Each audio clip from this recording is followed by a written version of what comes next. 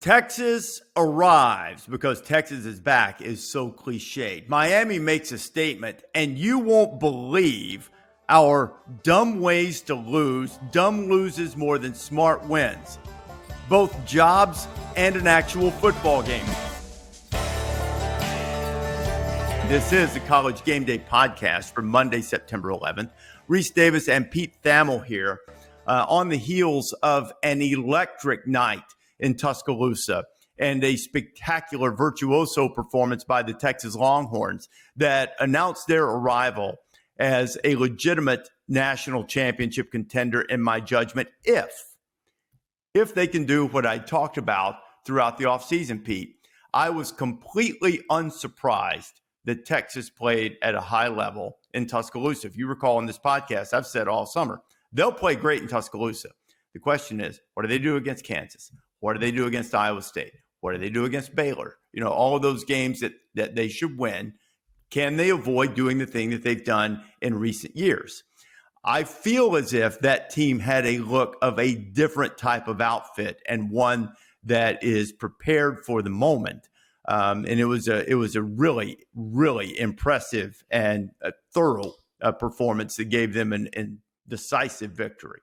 Yeah, Reese, I think, you and I were lucky to watch from the sideline on Saturday night. I think one thing that is hard to quantify and you don't really get the sense of on TV was just how big Texas is. I mean, you see T'Vondre Sweat on the hoof, as scouts like to say. Oh, my. And the pace and rate at which they rotated their massive defensive linemen. And that's really where that game was won. Alabama wanted to win it in the trenches and push them around, and they simply couldn't do it.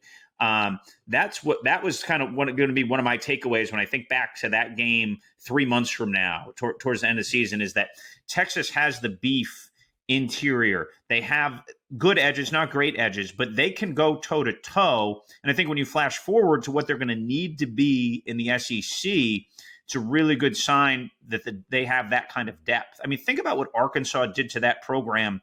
I think it was almost 2 years to the day. They go to Fayetteville, Reese, and just get ragdolled. I mean, they were not ready to compete with a middle-of-the-road SEC team. So props to Steve Sarkisian. Props to, look, NIL has really helped Texas, and credit Texas and Steve for using it in a really sound way.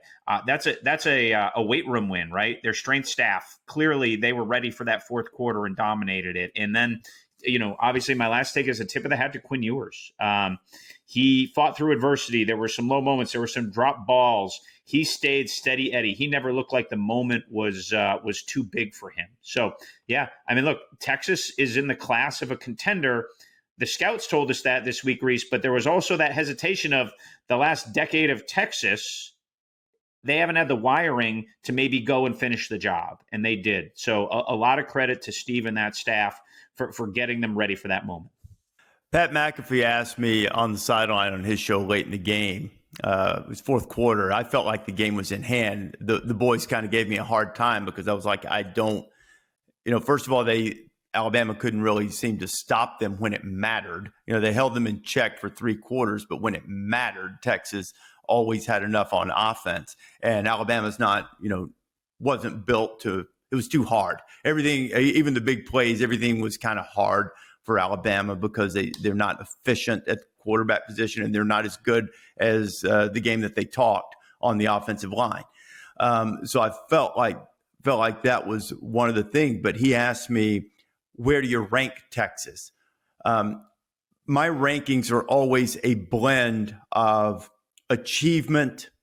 You have to project a little bit and a little gut feel. It can't solely be achievement, or you wouldn't rank Georgia in the top 25. Haven't done anything, but clearly, they're one of the top teams in the country. Same with Michigan. I said the floor for Texas, in my judgment, should be 4 this week, and that's where I ended up putting them. I considered putting them ahead of Georgia and Texas.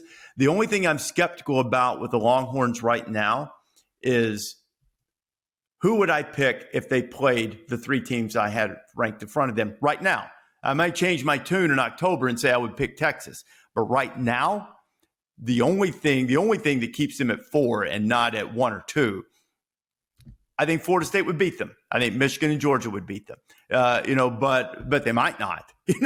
They might not. It's not like I'm sold on it. And the good thing is there will be more data coming in, over the next few weeks to help you make those types of judgments to see if what you feel about teams right now is real, especially with Michigan and Georgia, who've had no test whatsoever. Texas and Florida State have at least faced a test. USC is also in that category of having not faced any type of test to speak of. I just think there would probably be 3-point spreads against Florida State and Michigan if Texas played them now, and I still think Georgia might be a touchdown favorite if you're on a neutral field. But they've showed themselves in that class, and quite frankly, Texas hasn't showed themselves in that class probably since our friend Fozzie Whitaker, who's going to join us here in a minute, was lining up with the hook 'em on his helmet. And speaking of that, the perfect segue, the great Fozzie Whitaker is joining us right now, fresh off a great win for the Longhorns over the weekend. So Fozzie, you've been through the coaching changes, the Texas is back, they're not back, the slip-ups, the missteps. There was euphoria both on the sideline and in Austin among the fans when Texas returned after beating Alabama. What do you think it signifies about where the program is relative to contending for championships? Yeah, first off, I want to say thank you all for having me on. Perfect opportunity to be able to share that if Texas is winning like this, hey, maybe I get some more opportunities to talk with guys like you, Pete, guys like you, Reese. I get to be the benefactor of that. But ultimately, this Texas win, it stacks up as one of the best that they've had over the past decade. And Pete even mentioned it the last time that I was there. Texas played for a national championship against that Bama team, but winning the Big 12 championship in 2009, that was probably the biggest win up to date until probably the Sugar Bowl. But how much stake do we actually put in the Sugar Bowl, right? A lot of people say Georgia didn't want to be there. Georgia was disinterested. Georgia wasn't fully staffed as well. They didn't have their full staff. They didn't have their full team. So it's kind of tainted from that 2018 Sugar Bowl. I think this is the best win since that 2009 Big 12 championship game, because I can tell you fully that Alabama wanted to be there. I can tell you fully Nick Saban wanted to beat Steve Sarkisian. I can tell you fully they wanted to win at home in Tuscaloosa. So this ranks there as one of the highest wins that Texas has had. And I think that can help translate to the success that Texas will continue to have. And I talked about this a little bit yesterday with Barrett Salee and Tom Luganbill in regards to where Texas is and how they can handle success moving forward. And I think ultimately it all pins back on where Sark has taken this program. I heard you, Pete, talking about the last time that they played an SEC opponent and went into a hostile environment. Arkansas was no joke. Fayetteville did not give them any favors. And Texas came out there limping with their teeth kicked in their mouth. And from 2 years, basically to date, this Texas program looks completely different. Sark has changed the mindset and the mentality and the culture of where this Texas program had been in the previous two regimes, and has created a belief in where these guys are buying in. Quinn Ewers is stepping up as that leader that you want him to be. And this is the makings of a championship team. You put up 21 against Nick Saban in the fourth quarter, which is tied for the most that Nick Saban has ever allowed against his team. And you do that in Tuscaloosa. That shows me that you have championship type of mentality, and championship is playing out.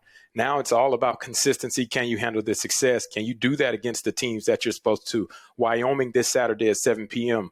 Will you look like the team that played against Alabama, or are you going to look like the team that lost to Kansas 2 years ago? That's where you got to have that championship mentality kick in, and those leaders got to step up in a huge and positive way if they expect to have success and be competing for a Big 12 title whenever December rolls around. Fozzie, I've brought this little note up a couple of times, and I would love to know what you think has changed with Texas. Coming into this season, Texas needed to go 12-0 in the regular season so that they would have the exact same record over a 3-year span that they had in the previous 3 years under Tom Herman. So it took a little while to get going. And if we are to assume, like I said earlier, and sort of that you alluded to also, that this group is built to handle success, to not have, nobody's immune to having the one face plan. I'm talking about the one where you lose just a horrible game, and then you follow it up by dropping another one. That's what I'm talking about. Everybody can step in an empty elevator shaft and lose a game. That's why we do, dumb loses more than smart wins on this podcast all the time. But what's different?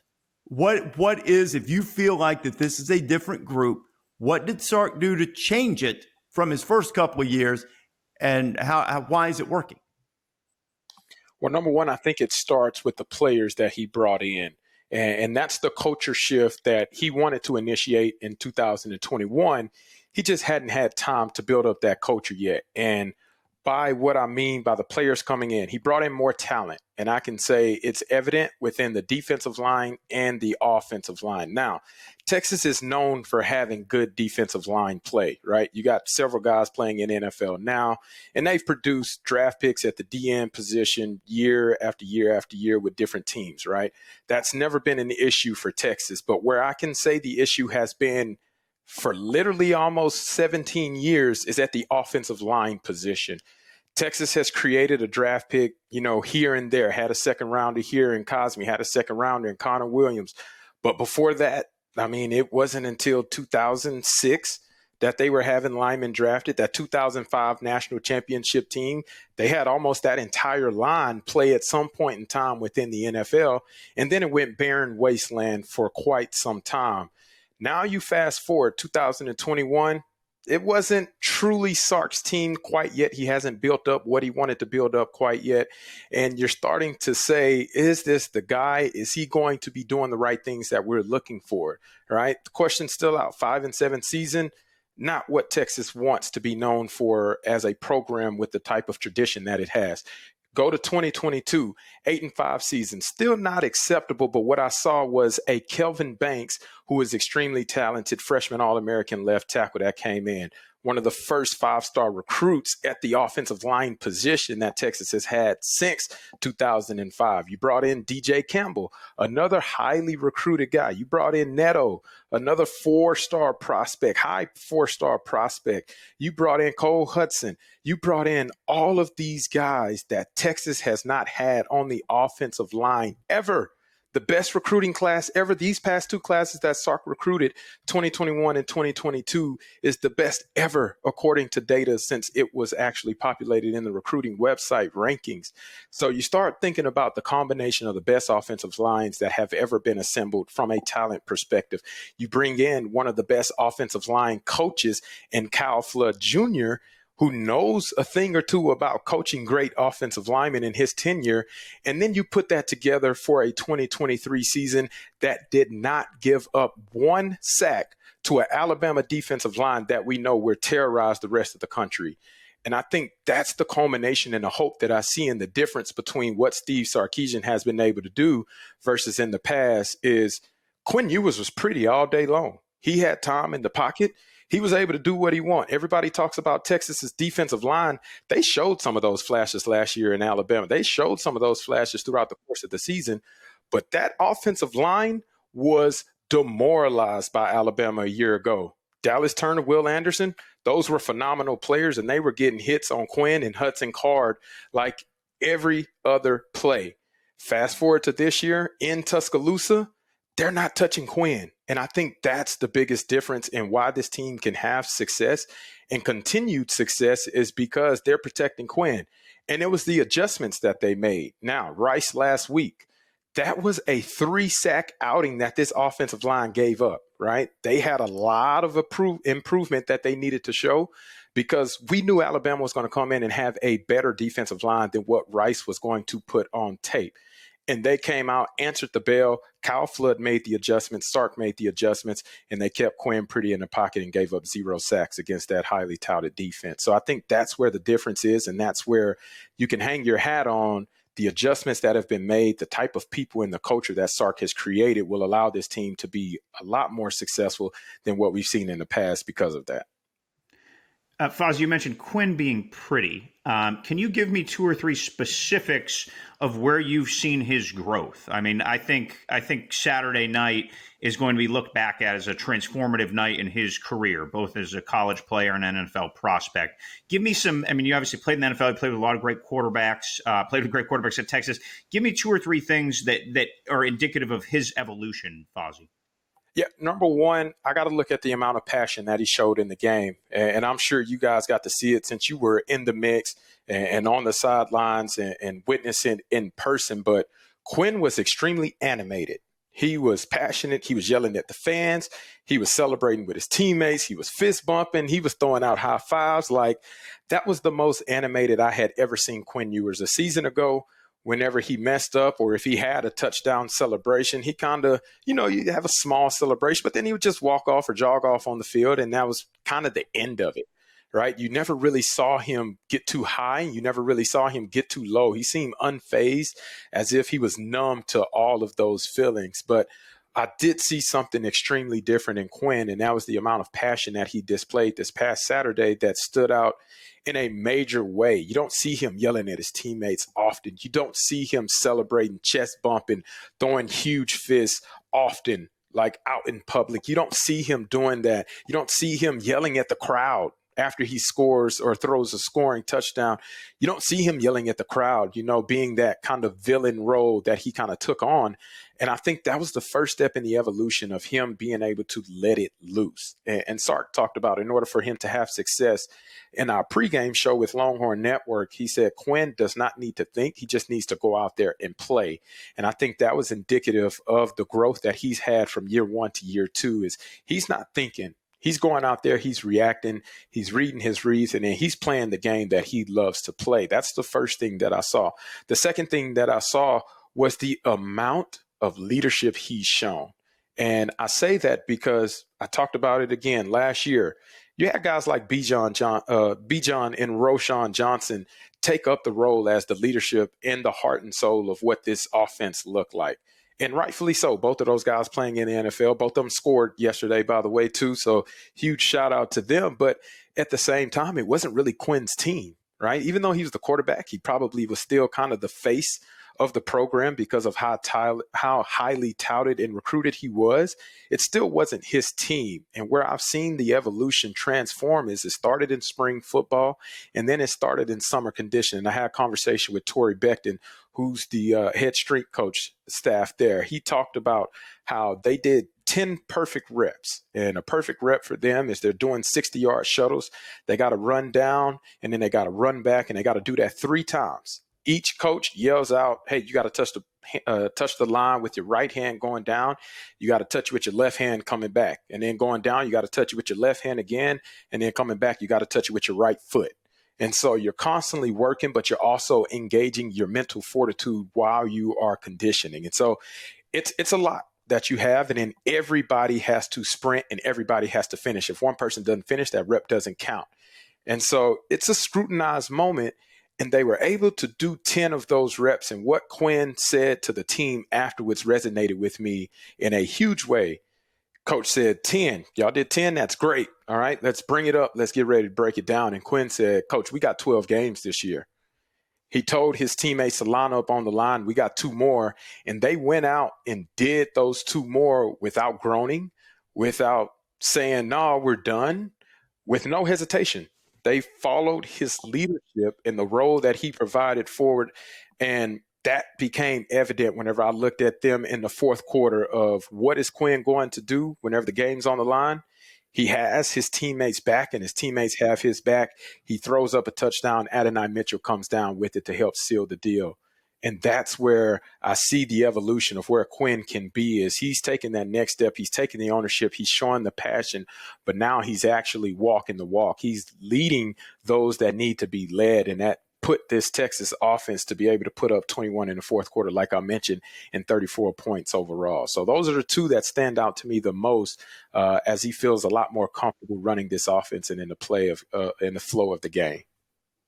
It certainly changed the perception of a lot of fans, I'm sure, around the country and probably within the Texas program. And probably the biggest benefit that Quinn Ewers gets from all of this is I don't know where he parked his car when he came to the complex, but I'll bet you they didn't put a boot on it.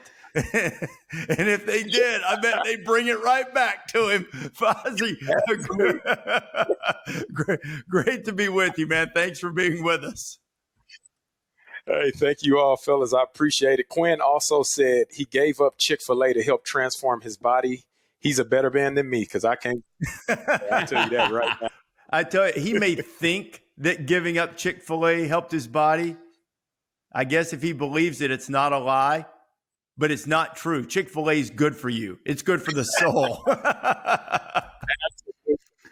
I'll get you guys on that. Thanks for having me. All right, Hey, thank you, Fozzie. Game this weekend that will soon be a Big Ten affair starting next year is Washington and Michigan State. Michigan State's won its first couple of games, and Washington's been wildly impressive. And all of that takes a backseat to the bizarre story that has unfolded with Michigan State's Mel Tucker, who is involved in allegations of sexual harassment involving the well-known women's rights advocate and rape survivor Brenda Tracy. A lot of sordid details. It's resulted in Tucker's suspension at Michigan State. I would assume that we're not far from it being an untenable situation for him to continue as head coach of the Spartans. Pete, I know you've been following this closely. What is the situation? Where do we stand? And what does the future look like with Mel Tucker and Michigan State? On Sunday night, Reese, Michigan State suspended Mel Tucker without pay. And the university told our Dan Murphy that essentially the suspension was for unprofessional behavior and not living up to core values of the department and the university. And Dan reported that they didn't learn that Tucker had admitted to any sexual encounters with Brenda Tracy until the reporting from USA Today came out over the weekend. And I think when you distill this story to its essence, Reese, it's we will not see Mel Tucker coach again at Michigan State. It would be an overwhelming surprise. Now, that no one has come out and said that yet. There's a Title IX hearing the week of October 5th, which is Michigan State's bye week, where this is going to be formally addressed. Obviously, he has about a little under $80 million remaining on his contract right now with Michigan State. So proper protocols for the university in order to try to unwind from that money are obviously, going to take place here. It's an outlandish amount of money. And so there's a morals clause in Mel Tucker's contract, pretty staple that, most of these college head coaches do. Some lawyers I talked to yesterday think that Michigan State should be able to fire him for cause, and that will eventually be the course of action. So there's a pause here. Harlan Barnett, longtime Michigan State assistant, and will be the head coach. Mark D'Antonio will return to the program to assist his former assistant, Harlan Barnett, in these duties. And it's a shocking development, Reese. Like that popped up late Saturday night. Dan Murphy had the initial story about the allegations, and then the USA Today story obviously filled in some details. But just a seismic story for that football program. And I think most college football fans are familiar with Brenda Tracy. She speaks to a lot of different teams. She spoke to Michigan State in August of 21. She was actually honorary captain for the spring football game in April of 22. According to these stories, and want to make sure that we attribute all of these properly. According to the story, there was one-sided romantic interest advances from Mel Tucker toward Brenda Tracy. According to these stories, her history is that she was gang raped by 4 football players, and it's a story that she has back at Oregon State.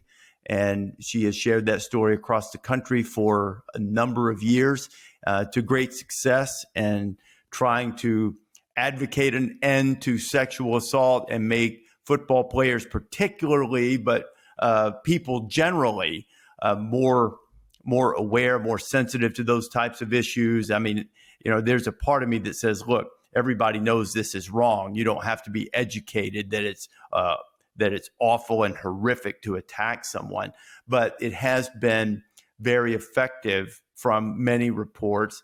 her speaking to players and educating them a little bit on how their behavior can be perceived and why they should be very careful and intentional when entering this type of thing. And it's a bizarre story on that front for sure.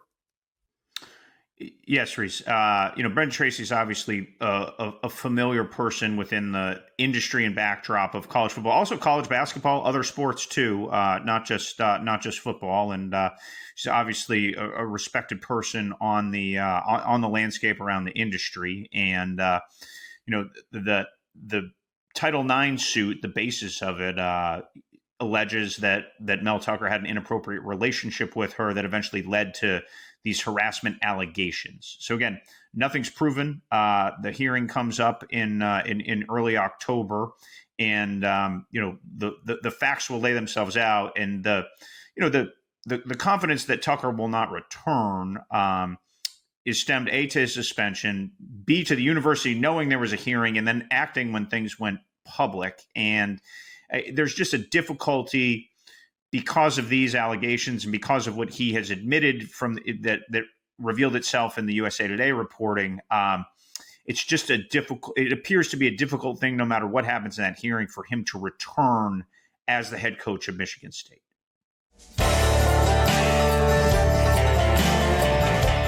Joining us now, our good friend Ryan McGee. After we're not going to spend the whole podcast talking about Alabama and Texas, but I do think there are a couple more things, Ryan, to hit on here. I believe that at this moment in time, that this is the second biggest challenge of Nick Saban's tenure at Alabama. It's an unprecedented run of dominance. It's the greatest dynasty in the history of the sport. It's not even close. In this period of time, the sustained excellence from his second year there, 2008, up until now, has not been matched, particularly with the number of titles that they've won. But they've lost their edge in the fourth quarter. They don't finish games anymore. And I'm not just talking about Saturday night. You go back to the LSU game last year, they take the lead, they immediately give up a 75-yard drive. Gets to overtime, they give up a 25-yard run on one play.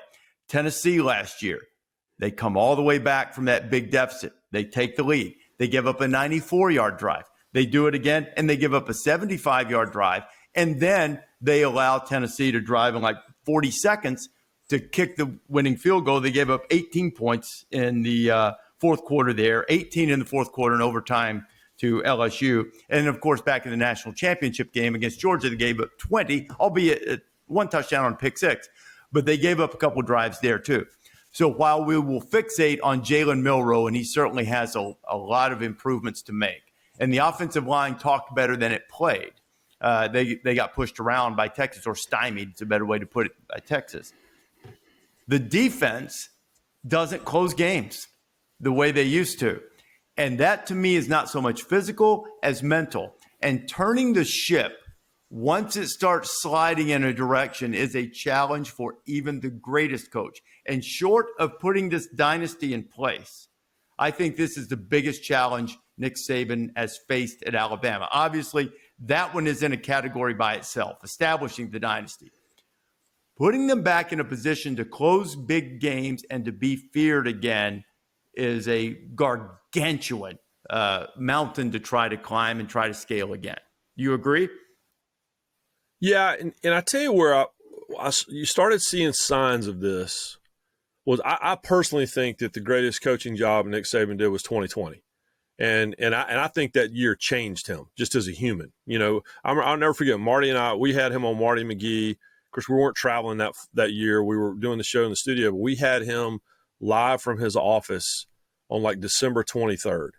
And he got emotional talking about having just had, breakfast with the team. And I really think that year changed him as a person. He jokes more now. He's much more introspective during conversations.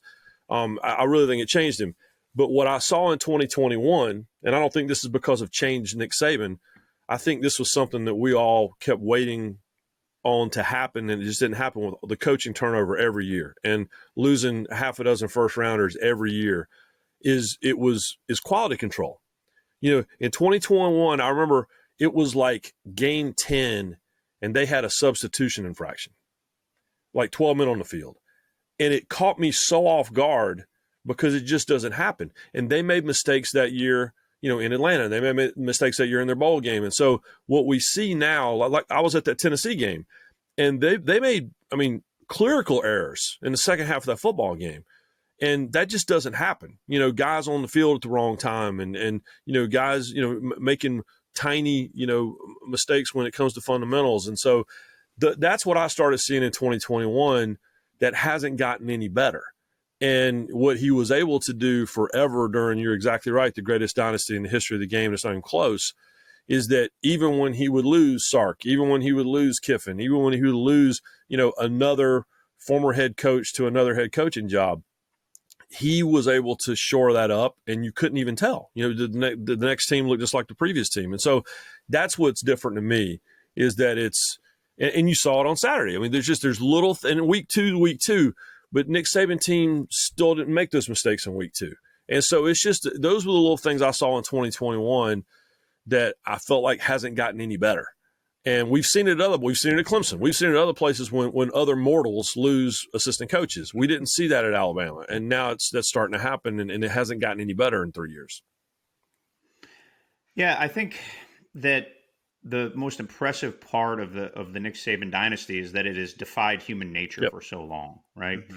And I remember Urban Meyer talking about this kind of early in his Florida time, is that there's a certain energy to pushing the boulder up the hill and bringing it up, and it is weighing and taxing and difficult to keep it there. And the credit to Nick Saban is that they have been able to keep it there with very little variance, right? Just slight ticks of variance for an extremely long time. And again, it's never one thing that undoes a dynasty, right? It's never the loss of one player, the loss of one coach. But I think you're seeing the confluence of a lot of small things catch up. The strength coach leaving, right? When you talk about the fourth quarter, that area just doesn't seem to be in the same elite neighborhood that it was. It could still be very good, but it's not there. That much staff turnover is going to hurt you in recruiting. You're losing some players in the portal that may have developed into good depth players that are now going to go elsewhere to play. And look, like the receiver position, Alabama didn't have playmakers. There was nobody that in the second half you're like, they need to get the ball to X, or this guy, if I'm Texas, I need to double, or this guy scares me. Their offense is very good, but it's pedestrian enough where you don't have to manipulate your defense to stop one specific thing. And I think Burton made some nice plays, but he is not a game breaker. He's probably not an all SEC player at first team, right? Like, again, he's very good. He'll be drafted in the NFL. But there just is a talent drip, like a recruiting thing that comes with it. Tommy Rees is the OC now. He's a very good OC. I don't put a lot of this on Tommy Rees from the other night. I don't think he has the toys to play with that previous guys have and Sark has. So when you're chasing the standard that you've set, which is what Alabama has been doing to a high degree of success for a long time, it's just a very difficult thing. I don't think they're done. I'm not saying they're done. No, they're no good anymore. Yep. Because I really believe in the offseason, a lot of those types of guys that you're talking about, Pete, making the difference, setting your game plan around them, a lot of them are freshmen and really are just starting to get on the field, freshman, sophomore. I think they have a chance to be better next year than they were going to be this year, assuming they get the quarterback thing straightened out. The mental edge is what I'm wondering, and I'm also very curious about this. It's still rare enough to beat them, and it's still a big enough accomplishment that it's a big deal. When do you think will be the first time that they lose a game and it doesn't set off euphoria wherever you are, whether it's a field storming, whether it's a massive celebration on the field by the players like you saw from Texas last night, all deserved, by the way, completely deserved and a great moment, and Texas needed it badly and they got it. But I'm wondering, okay, I think the number is 4-3 or something like that over the last 7 games against Power 5 opponents, something like that. But it's not as rare as it was. And that will be the sign. I'm not going to sit here because I scoffed at all of the people who spent all this time over the years. Every time they lost the game, it's over, Dynasty's dead. I'm not saying that. I'm saying they've got a massive challenge to turn it back to get to approximate what it was. And a big sign will be, do they ever reach the point where beating them is good? It's good. Yay, we won. But it doesn't set off the euphoria that it still does now. Yeah, and it's and this is, I was at that Tennessee game, and more than a decade and a half since the beat the team. Everybody's going to get one, and maybe the next time if Tennessee were to win this year at Tennessee, it's going to be like that again. But if it happens 3 years in a row or happens 4 years in a row, but I'll say this: we all know this about Nick Saban. He kind of digs losing a game. The reality is that 7 national championships, right? It's so true. It's true. 7 national championships. I think 2 undefeated seasons in all those. That included 2020. And so, but there's a part of him that digs losing the game because it reminds everyone, it's you don't just throw your jersey out there and they just lay down. That's just not how football works. And so it's good to remind everyone you're not as great as everyone says that you are. And so yeah, he digs having a loss. Now he doesn't dig having 2. Right, but he likes to have 1, and he likes because it usually will set a tone, for the remainder of the year. Well, I think you could argue, guys, that like right now, sitting here on September, we're taping this Monday, September 11th, that if Vegas set lines for the rest of their games, they would probably be favored in the rest of their games. Right? I don't think anyone's going to favor Tennessee and Tuscaloosa on October 21st, and then. Mississippi State doesn't seem like a road game. They'd be an underdog. Ole Miss at home, they're going to be favored. At Texas A&M, certainly after the dinosaur egg they left in South Florida the other night, they're not going to be favored there. At Kentucky, now, they could still lose 3 games. I'm not saying that they're not going to lose any more games, but like the perspective is still this is Alabama, and it is still a big deal. Losses are still going to be rare. They're just not as rare. And so – and it's a great point by Ryan how like Saban has them right where he wants them on Monday morning, right? They come in for that first team meeting. Everybody's spine is going to be a little bit straight, and he can now I think borrow into maybe on the identity of what this team is, because I don't really think we knew that coming out of camp and coming out of the first game. So I certainly will not pick up the shovel and start digging the grave of the Alabama dynasty, but I think our listeners to this podcast too would know, like Reese and I both picked the under on Alabama this year, which was to lose 2 games. What was it at 10.5, right, Reese? Yeah, I think so. Yeah.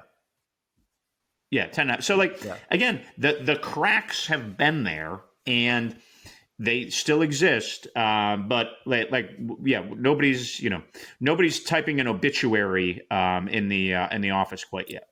Ryan, to your point about Nick not enjoy, dig is the right word. He can eager to use losing a game.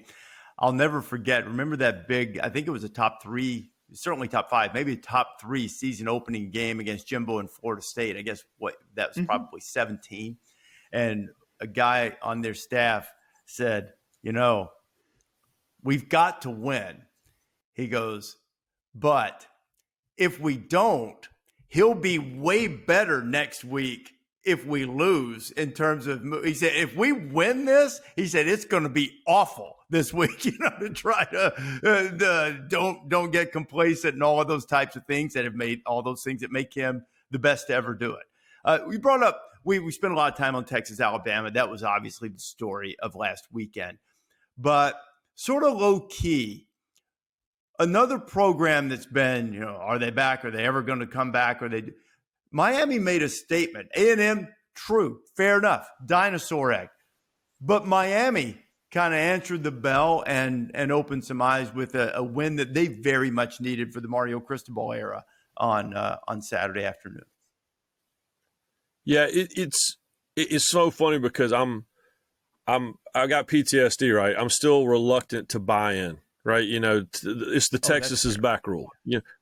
I'm still, but if anyone's going to do it, I was having this conversation last night with my dad, Reese. In fact, you called, I think, while I was literally in the middle of this conversation with my dad on Sunday night. We were talking about the game, and dad officiated so many ridiculously huge Miami games back in the Big East days, and we were talking about if anyone's going to do it, Mario Cristobal is the guy to do it. And if they're ever going to get back, I don't know that the window will exist like it exists right now again, if this doesn't work. And so it looked like a Miami football team. There is an attitude and a way of doing things. And, and again, part of Nick Saban's problem is, all of these proteges, apprentices, whatever you want to call them, they're all out here taking care of business with that playbook. And what I see from Mario is I see that foundation, hopefully. But it was absolutely a statement win. And it was, but that being said, there's also the flip side of that, which is we've had this conversation about Texas A&M before. I never buy into them, ever. I don't care who the coach is. I don't care who the players are. The reality is, I think I've said it on the show before. I looked it up. Last time Texas A&M won a national championship, #1 movie at the box office, Gone with the Wind. And so it's the truth. And I got in a little trouble for saying that on the SEC Network one night. But the reality is that's what it is. And so I think Miami is on the way. I don't know if that was the greatest measuring stick that maybe we hoped that it was. But yeah, it's I thought it was absolutely – it has the potential to be a statement game. That being said, again, it's the Texas is back rule. I'll sit here and say that, and then, we'll be talking about Miami's, 3 out of 4 losses in the ACC in the middle of the year. But I think that it certainly feels that way. I'm not suggesting they were back. I just thought they couldn't afford – neither team could afford a loss, and A&M had to eat it. So yeah. Yes. I do want to mention probably the best player on Miami's roster, All-American safety Cam Kinchins, had a scary injury in that game. He was brought to the hospital the other night. So there's our thoughts with him. I mean, a dynamic player, was really a bright spot during a dark Miami season last year. Let's hope he just gets his health back first. We can worry about the field later. But that was obviously one of the scarier moments from Saturday night. On a lighter note, I want to say Texas A&M's last conference title came in the Big 12. Is that right? Yes. Oh, yeah. And it was, let's see here, national championships, conference championships, 1998. Taylor, can you look up in, I guess, late December of 1998, what would have been the, what movie would have been #1 at the box office? Well, their last conference championship. Maybe Good Will Hunting? Maybe so, but their last conference championship sort of spoiled things for Kansas State. Kansas State. Sir, Oh yeah. Sir Parker. They weren't the juggernaut. They pulled an upset. I mean, they deserved the title, deserved the rings, deserved the trophy. They did it. Yep. But Brandon Stewart, I believe, the former Brandon volunteer, who started ahead of Peyton Manning for a minute, didn't he? It was funny. I thought a lot about Brandon Stewart. Being obviously in Tuscaloosa with Texas, and we obviously have the Arch Manning, Ewer situation, but Brandon Stewart, Peyton Manning signed, and I was in Knoxville at the time. It was the greatest thing of all time, whatever. Peyton Manning signs, and then Brandon Stewart signed like the next day. And everybody's like, "Are you sure about this?" He's like, "Oh no, I'll get the job. Don't worry about it." And I think he actually started ahead of Manning. Yeah, that was the great. That was the I think the UCLA game where Todd Helton, I think maybe Sterling Hinton, who's the DJ at Neyland Stadium now. I mean, we went through like 4 quarterbacks in that game, and eventually, obviously, Peyton Manning, ended up being the star. But Brandon Stewart with 2 ends went to Texas A&M and brought them their last semblance of a ring.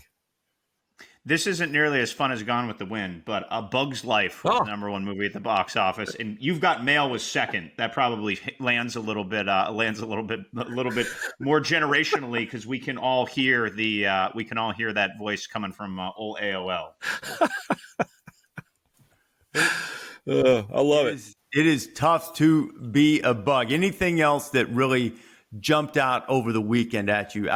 The one thing with game day going to Colorado this week.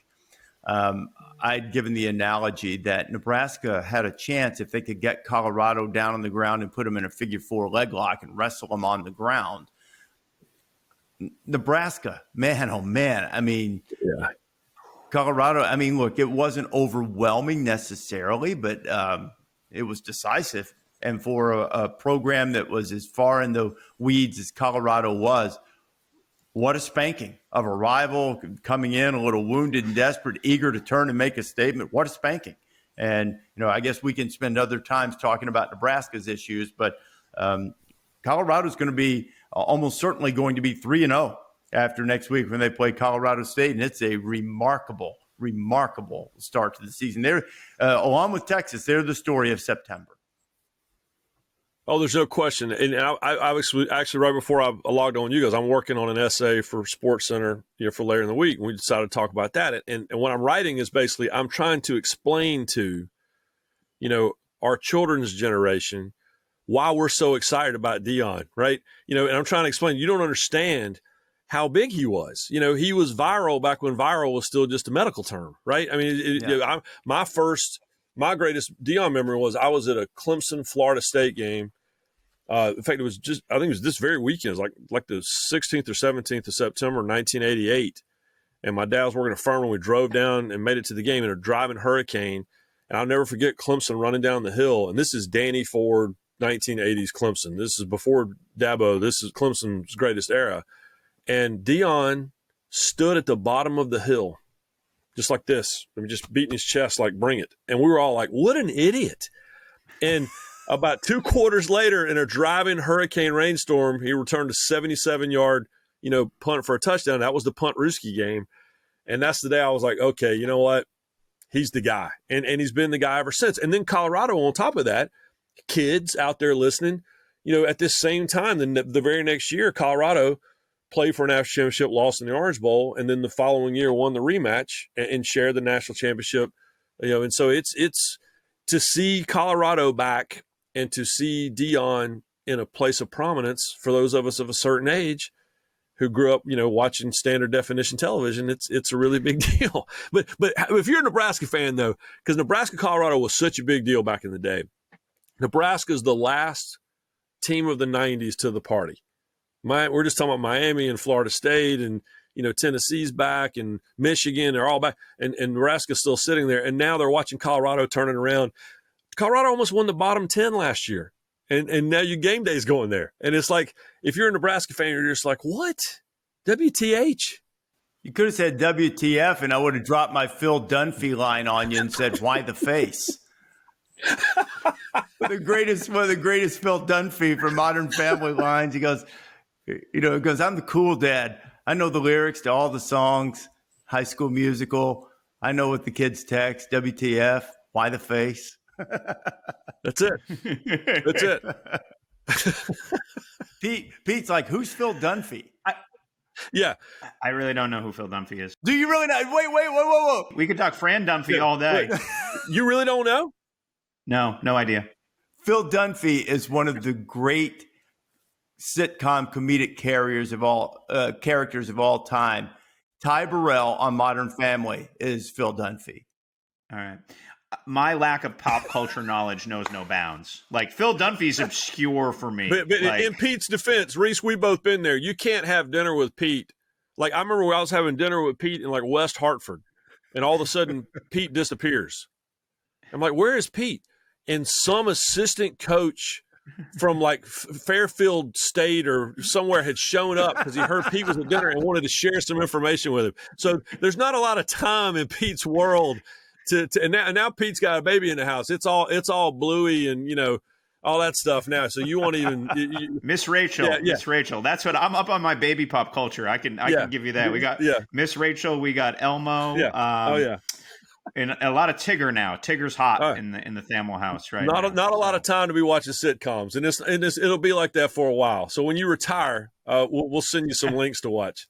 I'm gonna go off on a mild tangent. The one thing about pop culture now is that it's so segmented because, this was true during the Modern Family era, but back when we were all, a little bit younger, especially Ryan and me, I'm older than Ryan, but, fairly close anyway. Because everybody watched the shows at the same time and they didn't time shift or they didn't pick up a series, 5 years after it had gone off the air, people sort of knew things. But if you don't see things, you don't know. For instance, I'm a huge fan of The Office, right? I never watched one episode of The Office when it was, actually on the air and new ones were coming out right then. And the reason was the guy who played Dwight Schrute, do you pronounce his name Ryan Wilson. I don't know. It's spelled like Rainn. Differently. Rainn Wilson. Yep. Rainn. Is it Rainn Wilson? Okay. Yep. Brilliant actor, but he looked so bizarre that I was like, I won't like that. I'm not watching that show. And he's one of the great comedic characters in the modern history of television. I love that guy. He's hilarious. Quote him often. Bears beats in Battlestar Galactica.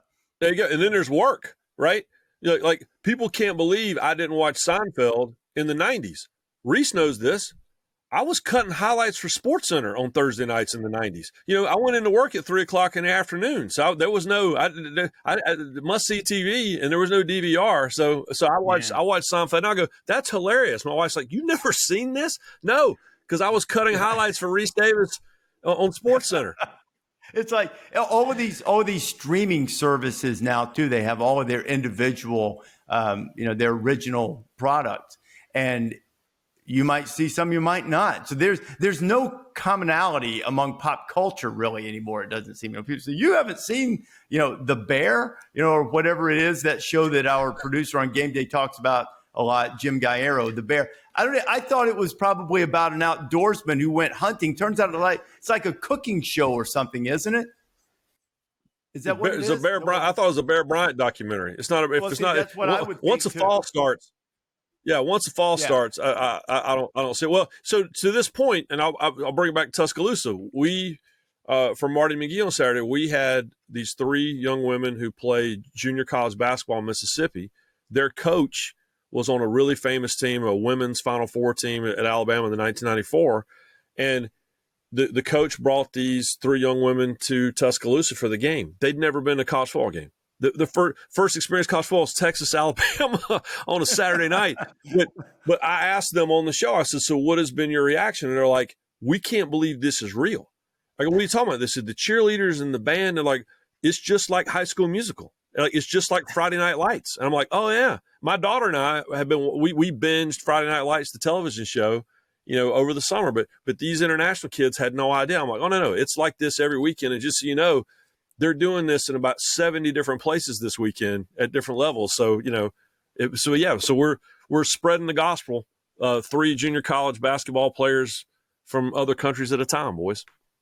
I passed on an opportunity to do a poor imitation of Lou Holtz because, at some point you do imitations just to satisfy yourself. So let me ask you this, Ryan, where are you in the Friday Night Lights? Are you familiar? Are you deep into the series? Are you familiar with see, I watched it. No, I watched it back in the day. And so my daughter, and I told my daughter, I said, first of all, for Father's Day, my daughter got me a cameo from Matt Sorensen, which was awesome. And he was like walking the dog and doing a cameo to say Happy Father's Day. But I told my daughter, I said, we got to get through season 2. And spoiler alert, there's a weird murder in season 2. I thought we got to get through season 2, and then we'll be fine. And so, it's and she has no idea. I'm making her read the book now, the original book, and watch the movie because, in my opinion, one of the greatest sports books ever written. And and Marty and I always talk about, thanks to NIL, how many times can I reference Buddy Garrity? Because we're living in the Buddy Garrity era of collegiate athletics now. Buddy Garrity always thought he had power. Now he actually has power.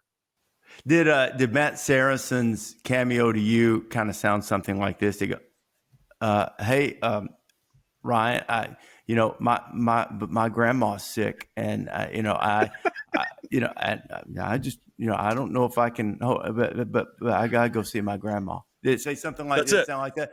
My daughter used to get so mad at me because I would imitate him and obviously do it facetiously and over the top. But the best part was my daughter sent him notes of what to say, and I had a book that came out called Welcome to the Circus of Baseball back over the summer.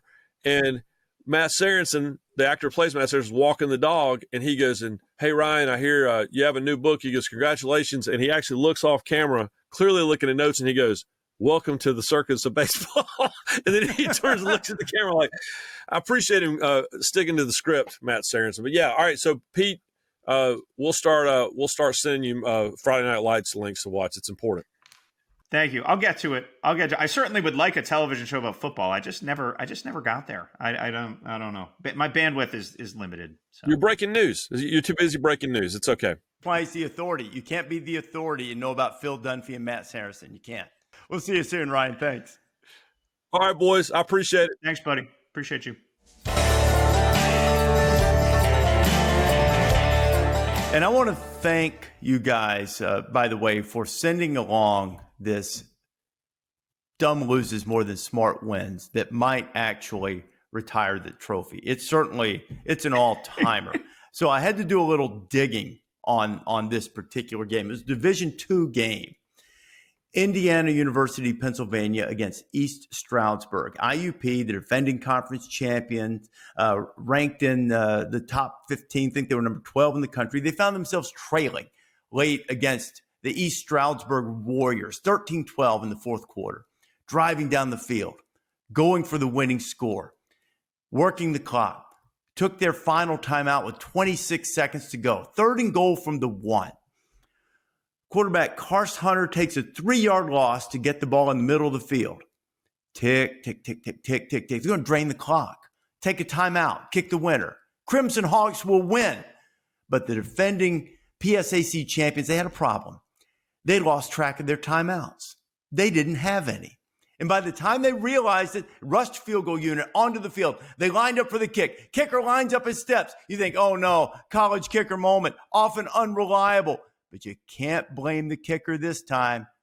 Clock strikes 0, mere yards from victory, or a chip shot field goal from victory, and 20 seconds to execute, and they just stood there and watched it all drain away. They must have forgotten they burned a timeout in the first 40 seconds of the fourth quarter. Now, IUP is a good outfit. They were ranked at number 12. They lose, but they win, because they are a lock for a number 1 seed, and dumb loses more than smart wins. Pure lock.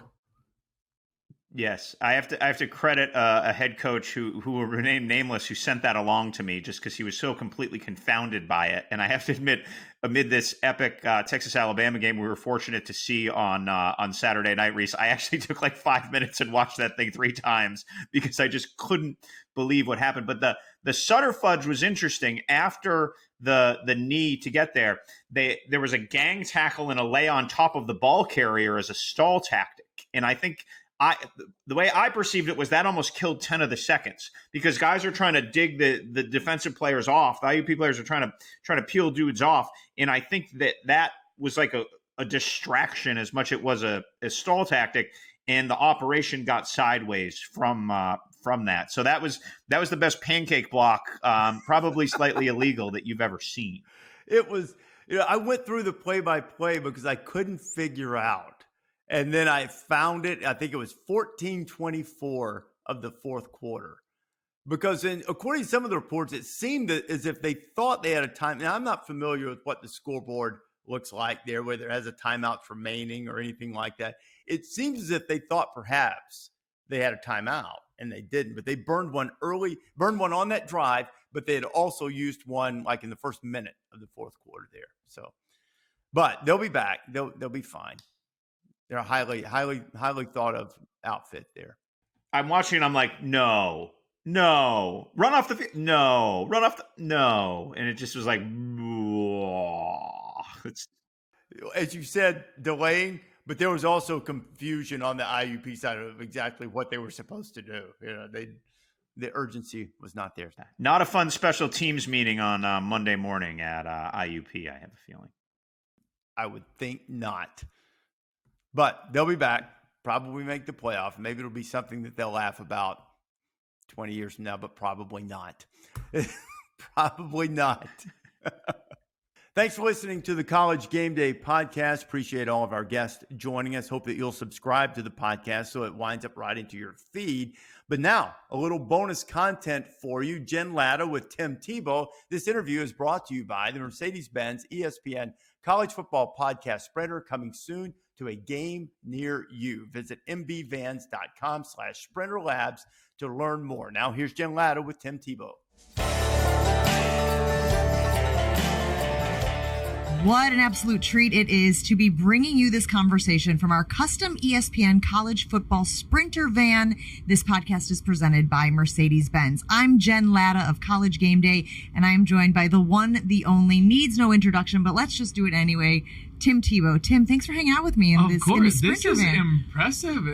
What they've done in here, it's like pretty creative and fun, and it's also, you don't realize how special it is before you get in. It's cool. I mean, the lights, props, the TVs, the cameras. They got 3 cameras set up over here. It's impressive. Yeah, they've done a really good job. What also has been impressive, of course, has been the start of this college football season. I mean, Colorado has obviously been one of the biggest stories that I can remember in a while, maybe since Georgia kind of leapt onto the scene and then went back-to-back with the national titles. What do you make of what Deion is doing there at Colorado? It's contagious. It's probably the first word that comes to mind for me. Is you could think of belief, you could think of passion, you could think of sacrifice, you could think of awareness, all of those, but I think of it's contagious. Man, when you watch them, you want to be part of it. When you see their team play, you want to be part of it. When you see their players talk, you want to be part of it. It is contagious. When people love what they do, when they're passionate about it, when they care so much for it, they're willing to sacrifice, there's something that's so contagious in that. And I think that when he showed up, some people bought in and some people didn't. But those that bought in, look how all the way in they are. And they are so feeding off of his personality, feeding off of his confidence, feeding off of his belief. And he has truly rubbed off. And we say that a lot, right? Like, oh, this person's rubbed off. And sometimes I think we mean it, and sometimes it's just a catchphrase. But for Prime, I really believe it, that he is rubbing off on those players. They believe a little bit more because of him. They walk a little bit taller because of him. They think a little bit more of themselves, and I mean that in a good way, because of him. And I was talking to someone a couple hours ago that I think is one of the better trainers in the world. He said, hey, what do you think about this? And I just said, it's something that I think is unique because so many people believe because he believes. And that's contagious. Well, and even in your space, we see how much of an effect you can have on people when you pour into them. It does feel like Deion Sanders is pouring into those athletes, pouring into the program, pouring into the conference. Yes. You know, we don't know what the future of that conference is, but holy moly, when they move over to the Big 12, you know, it's going to just be incredible to see how that ripple effect affects that league as well. Travis Hunter is this unbelievable kid who people knew, who were paying attention previously, but is it possible for him to maintain playing as many snaps as he did in the first game of the season? I think I saw numbers like 140-ish. Like they couldn't even get an exact number on it because he was out there so much. I think I think he can do it, but I also think we don't need to get too into the nitty-gritty, but I think therapy, I think giving him rest in practice, I think understanding that you need to kind of count his reps like a pitcher in baseball in practice so that in the game he can unleash his God-given athletic ability, it's so easy to see it shine. And it's so fun to watch him play because he also plays with such passion. That is so contagious to watch his love for the game, to watch, and even in the cut-ups, you could see him smiling in between plays, and you're like, wow, they love what they're doing. And so I do think he's going to be able to, maybe not that many snaps, but I think he'll be able to play both ways, especially in big situations. But I would just want to make sure, like, this is a kid that's getting a therapist, you know, that's working on him, you know, morning, afternoon, evening. He's getting, support with supplementation on the sidelines. He's probably cherry juices during halftime in the game. You know, it'd be probably even worth it to think about an IV at halftime for him. You know, something that a lot of people don't do until the NFL. But it's something I would consider for someone like that. Do you think we'll see more athletes trying to play both ways at the Division I level, or do you think he's one of one? No, I think yes. Is he one of one? Yes. But I do think you could see more people. But it also takes someone like Prime to understand a gifting and then let it loose. How in our sport that we love so much, sometimes we can get stuck and we do it the way it's always been done. Only because it's always been done that way. Yes. And I love when people are willing to break the mold. Take chances. Yes. Because when you take a chance, can you fall on your face? Yes. but you also can be special.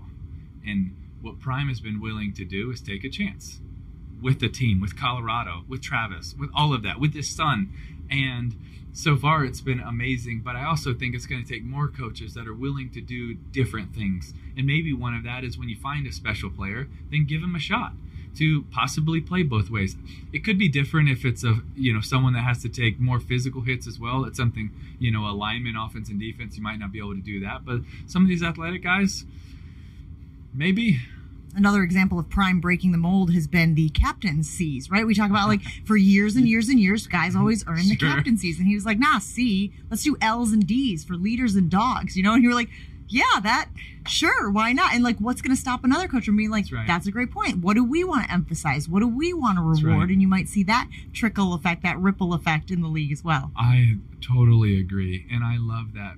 It's another way he's willing to be different, but he's also planting something in the mind of his players, right? He's telling them what he sees in them and what they can be.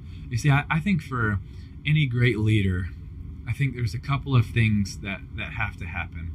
Is a leader shows someone a vision of what they can be if they buy in.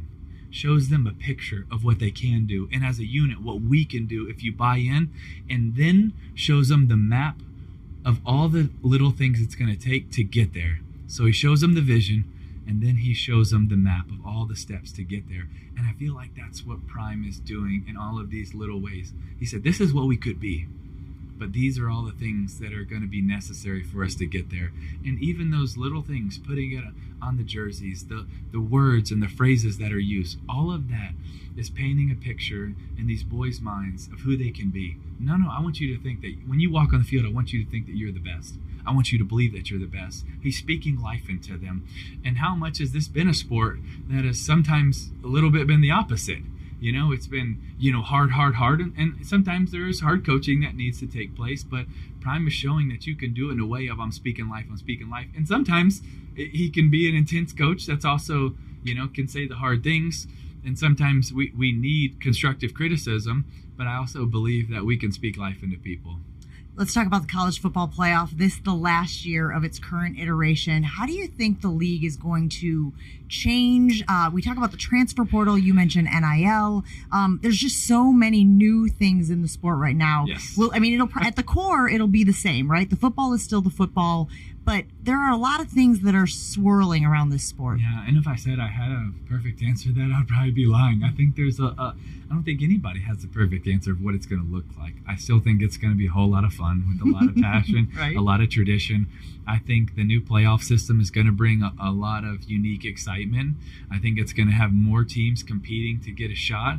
I think the home field advantage would just be crazy exciting. Arguably it's what I'm most excited about. I just think that'll be so much fun. We'll see how it all finishes with conference realignment. I think that's going to be really interesting to see how all that shakes out. I'm excited to see, the Texas and Oklahoma stepping into the SEC.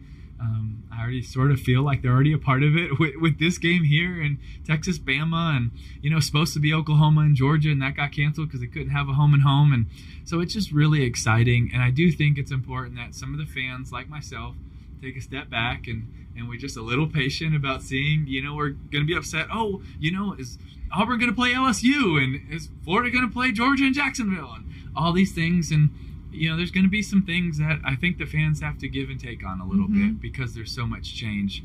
But I think there'll also be exciting things that can come as well. Yeah, people want to protect those rivalries. They want to protect things they have known. Yes. But it'll be like what I tell my 5-year-old and my 3-year-old. Practice your patience. This is a good opportunity to practice your patience. You're telling me that, right? Yeah, right. just in general. I think you're telling me. Sometimes I think I need that about this game. I'm like, wait, we're not going to have this game? No, exactly. Yeah. But you can see how quickly a program can be at the top of the mountain and then have some struggles. And Clemson comes to mind when I think of that, with the way that they went out there week 1, losing to Duke, which seems to be a program on the rise as well. How do you get something like that turned around? Is it as simple, Tim, as you got to use the transfer portal? You got to be willing to go out there and pick up talent wherever it is. Not that far off. I think what also happens is